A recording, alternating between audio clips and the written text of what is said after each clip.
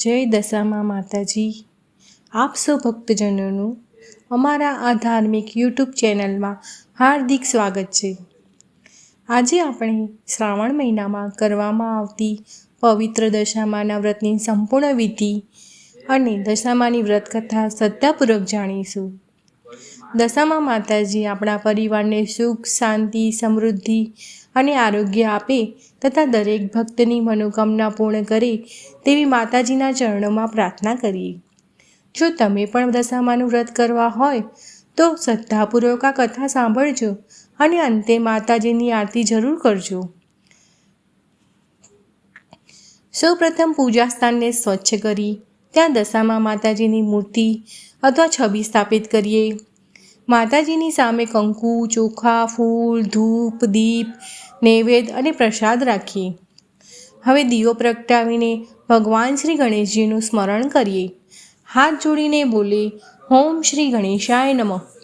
હે વિઘ્નહર્તા શ્રી ગણેશજી, દશામા માતાજીના પવિત્ર વ્રત અને પૂજામાં આવનાર તમામ વિઘ્નોને દૂર કરજો અને અમારી પૂજા સફળ કરજો। ઓમ દશામાય નમઃ।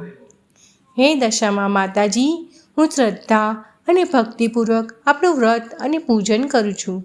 મારા પરિવાર પર તમારી કૃપા રાખજો અને સૌને સુખ, શાંતિ, આરોગ્ય તથા સમૃદ્ધિ આપજો।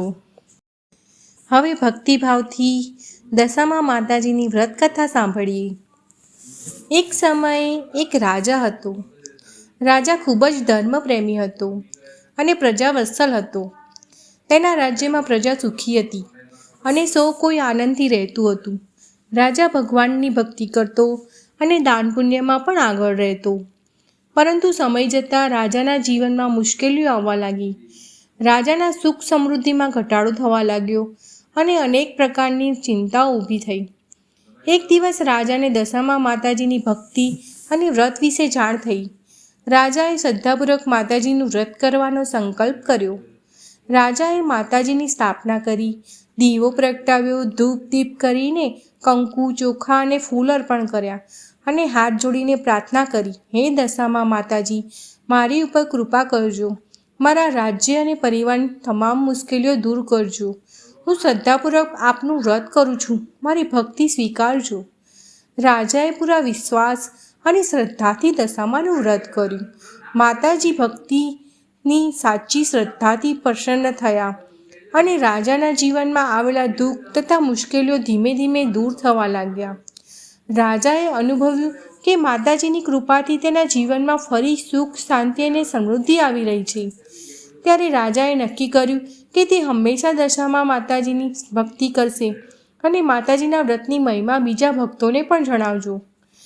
હે દશામા માતાજી, જે ભક્ત સાચા મનથી તમારું સ્મરણ કરે છે તેના ઉપર તમારી કૃપા હંમેશા રાખજો।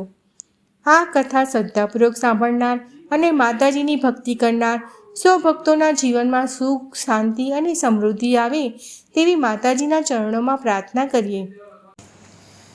જો તમને આ વિડીયો પસંદ આવ્યો હોય તો આ ચેનલને લાઈક, શેર અને સબસ્ક્રાઈબ જરૂર કરજો। જય દશામા માતાજી।